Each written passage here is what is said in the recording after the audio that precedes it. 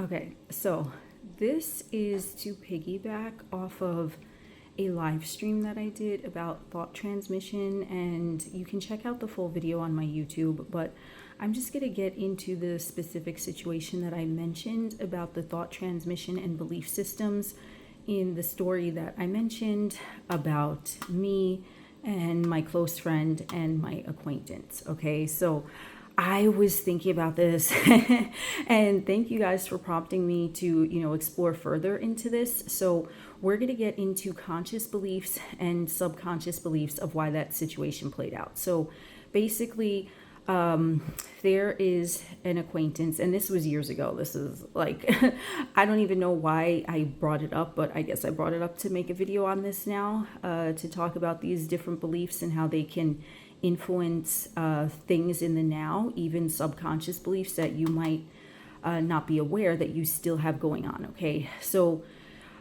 me, right? I'm the focal point. I'm the only observer. Okay, so I can only see things and interpret things from the energetic atmosphere, which is thoughts, because thoughts are accessible to everyone.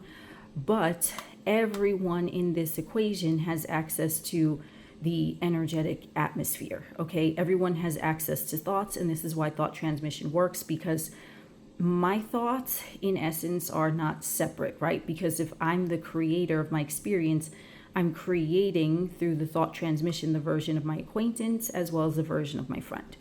So backstory, my friend and I have we both accept a story. Okay, this is a story between me and my friend, and I accepted, because I'm the only observer, that the story between me and my friend, that we have a psychic connection, is true and valid. Stay with me. So my acquaintance, this is someone that I've known for years, okay? And my acquaintance is someone who I did not realize I had a backstory about until this situation transpired. So basically, what brief synopsis, the three of us were hanging out, me and my friend. I was interpreting that my friend was sending me psychic messages, because remember, that's the story that me and my friend are going with. We're psychically connected. And then from my creation of that story, I am picking up my conscious beliefs, which are that my friend and I have a psychic connection. Okay. So that's what's going on consciously. That's what I'm aware of, right? That's what's at the forefront of my mind. I'm like, me and my friend have a psychic connection. We're mad, cool, whatever. Me and my acquaintance, I didn't really think anything of them. I certainly didn't think that I had a psychic connection with this person. They were just someone that I knew in passing. We'd hang out from time to time, but I had known them for years prior. And here's where the subconscious beliefs come in. So consciously, I'm thinking, this is an acquaintance, whatever. They're kind of a neutral person. This is my friend. Yeah, we have a psychic connection. Subconsciously is how that story kicked in. And like I said, all of these things, right? Because conscious beliefs, subconscious beliefs compose the energetic atmosphere, right? You can't touch them, but it's always around and they are accessible to everyone. So if I have a conscious belief that my friend and I have a psychic connection, that's what's going to play out from my perspective, because I'm the observer. However, if I also have a subconscious belief going on, and sub, right, it means under, okay? It means underneath the conscious thought, which I might not have been consciously aware of in the moment. That belief was going on too, which everyone has access to. But since I have access to all of these, and I'm the only observer, I'm creating from my perspective how I interact with my friend and how I interact with my acquaintance and how they interact with me, right? So underneath the surface, the subconscious, which I only realize now after I gave that little story time, is that for the years leading up to the situation that transpired between my friend and me and my acquaintance, what happened is that there were other people, that I had in common with my acquaintance. My friend is not included in this equation, okay? This is before my friend came into the picture. And there was a story that the acquaintance was a little off, okay? Whatever that means to anyone, there was just something off about them, okay? Now, being that I had this built up backstory for years, right? I never had a personal experience with this acquaintance that something was off with them because they didn't interact that way with me. I had just kind of heard it through the grapevine with other people. Yeah, they're a little funny sometimes, whatever. Okay, so that had been going on for years before this situation transpired. So that was always in the back of my mind, but remember, I'm hearing it from other people. Maybe I kind of accepted some of it as true. I'm like, okay, whatever. If they're a little off, I don't care because that has nothing to do with me. But it was running in the background, okay? So my conscious belief, this person is cool. Subconscious belief, which I did not even realize factored into the equation, was that there's something off about them. So how that situation transpired is that I started seeing my friend looking at me funny, right? Which later we confirmed, yes, my friend was, kind of looking at me, sending me telepathic messages like, oh, something's off here, right? But that still came from my consciousness because I consciously said that me and my friend have a psychic connection. So whatever my friend is doing, looking at me, however, I'm still interpreting it by the story that, oh, my friend must be trying to communicate with me telepathically. I know how this fucking sounds, but this is the truth of it. So, okay. So, a situation transpired, right? Where after that, okay, because I'm getting, what I'm interpreting as feedback from my friend, like something is off.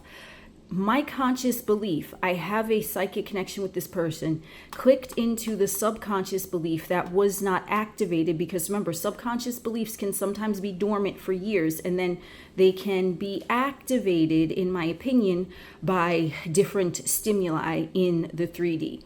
So the subconscious belief running in the background for me was, yes, people have said that this person was off, but I didn't really think anything about it. Like it wasn't on the forefront of my mind because remember, this is not someone I deal with regularly, okay?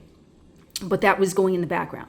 So what happened is that me and my friend, new person into the equation, because when I would hang out with the acquaintance, not with anyone else, just me and the acquaintance or me and, some other person and the acquaintance that I did not consciously say I had a psychic connection with, nothing would have happened because they're all neutral to me. Whereas I'm viewing my friend as we have this connection. Oh, my friend is looking at me. That must mean that there's something off. So that added into the equation a new element which opened up this subconscious belief. That stands for conscious belief, and that stands for subconscious belief, by the way. And so the subconscious belief, which had been running behind the scenes the whole time, activated, and then now the situation that transpired where my acquaintance started acting off in front of me and my friend that day that we hung out brought it to life, okay? Because consciously, I'm not thinking anything about these people, just that, yeah, we're cool, me and my close friend, whatever, I accepted that story. But I didn't realize that the subconscious belief was running. And this is how the subconscious mind works.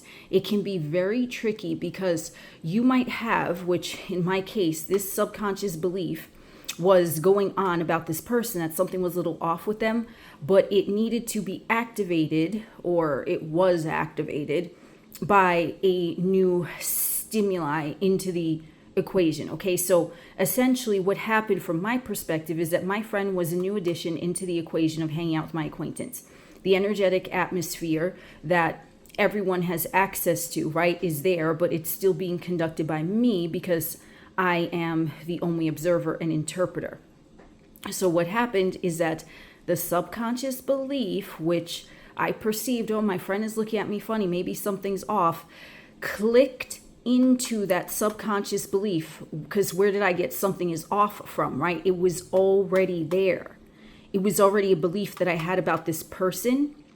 And my friend, not being an observer in my experience, was looking at me, and I interpreted it a certain way because of a subconscious belief that I didn't know was running in the background. And then immediately the situation changed because the energetic atmosphere now, I'm thinking there's something off, but it was in relation to this person, and my conscious belief was in relation to me and my friend to have a psychic connection. So all of these elements combined contributed to that situation transpiring. And I was really trying to figure out what happened, but this is the general idea, okay? Everything is neutral until it is observed, and then you put whatever narrative you have on it, right? So consciously, right, what I'm aware of, what I'm actively thinking, everything is cool, but I had no subconscious backstory about my friend. I had a subconscious backstory about my acquaintance, which came into play because, remember, the original subconscious backstory belief came into play because other people were saying that this person was off. So the times that I hung out with this person alone, other people were not involved. Therefore, everything was still neutral. But the subconscious belief kicked in because someone else came into the equation which activated the memory that I had going on in the background that something would be off about this person. And then shit went down. Nothing super crazy again, but it was just off. It was a little weird. Okay. It was a lot weird actually, but that is how it happened. So when we're talking about our subconscious beliefs, this is why sometimes you can, be consciously aware of, I'm a multimillionaire or whatever the case is, right? But if you have a backstory running in your subconscious, right, you might not even be aware of it. So this is why some people, when they come into large amounts of money, they are broke again in a short while after, because there was a subconscious belief that got activated by the money coming into their experience to click and turn that on and say, no, but you've always been broke. So why do you think that you can keep this money now? And then that is going to be, from your perspective, running in the background. Oh shit, then you think that you can't keep the money, but you have the money, and then something happens, and then whatever, you don't have the money all of a sudden, right?